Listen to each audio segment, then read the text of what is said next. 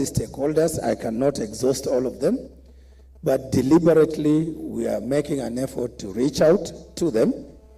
And actually next week we will be meeting with the religious groups, one by one or as groups, and we will also be prioritizing meeting with the political parties under the umbrella framework of the Political Parties Liaison Committee. So in regard to meeting political parties, we are working with the ORPP, and I'm glad the Registrar of Political Parties was here and spoke earlier, and of course the PPLC. So as you understand, we are a tripartite group established under the law, and we are working together to ensure that we have a robust engagement with the political parties through that platform. So as I conclude, honorable members, I wish to just highlight to you a few things on electoral operations, where we are as of now. Registration of voters, we've already rolled out the registration of voters exercise that is based at the constituency levels. We discovered that that is not sufficient, and we've received a number of complaints from wananchi and from some of you members of parliament. The essence of that was for us to jumpstart that process while planning for the mass voter registration exercise. So we started the continuous voter, the constituency-based one, on 29 September last year, and we have sequenced the ward-based registration of voters process to begin on the 29th March 2026, just immediately after that month, holy month of Ramadan. And this, of course, sequencing is informed by a number of factors, including, of course, the availability of funding for the mass voter registration exercise. We have also looked at weather, we have also looked at other events that may disrupt the mass voter. So in mass voter registration, we will have over 27,000 registration centers. And so we will have our registration of officers based in the various wards, so that then we reduce that distance between the citizens and our registration centers. We are also deploying registration officers across the 57 counties, Huduma centers across the country. So if you have Huduma center in your constituency or in your various regions, we will have registration clerks there. So that begins on 29th March this year.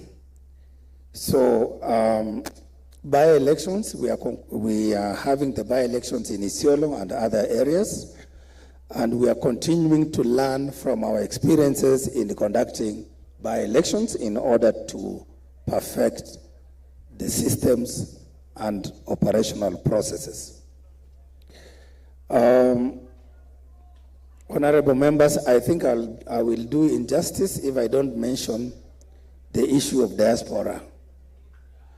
We have had engagements with our Kenyans in diaspora, being such an influential constituency, and we have agreed that, again, in accordance with the Constitution, that decrees us to progressively realize the rights of the Kenyans in diaspora.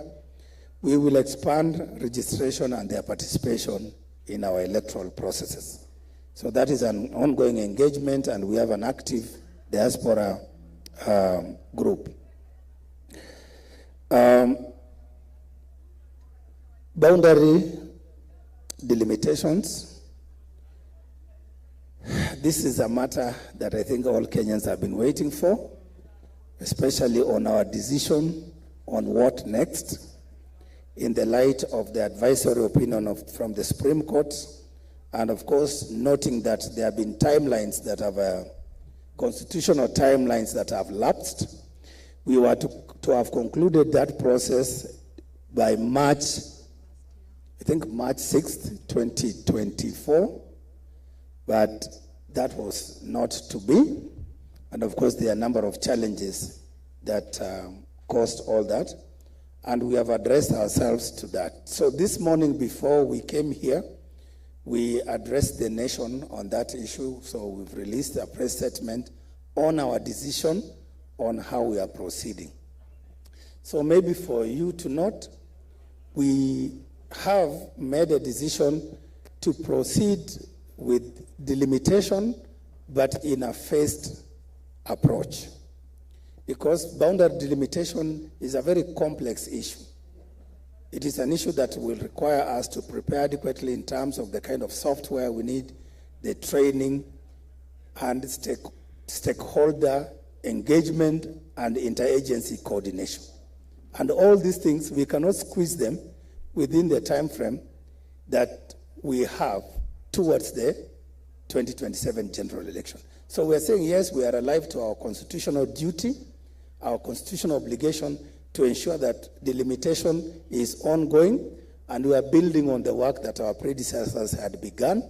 So we have a boundary review operational plan, and we will proceed with that. But also there's an issue with the kind of data. As you know, for us to do a successful delimitation, we need to have the population and housing census data. And it is on the basis of that that we arrive at the, what you call the population quota per constituency and per ward. That report was challenged in court, and the court has put that on hold. So we cannot proceed in the absence of the real data that we will require for us to proceed. And for us even to publish that, what you call the preliminary report or the notice of intention to delimit the boundaries, we need that information. So until the courts determine that, then our hands are a little bit tied. But we have said, we have told the nation this morning that we will proceed with those activities and processes that are not the subject of litigation. And we hope, and in time, that maybe after the general election, we can move with speed to conclude the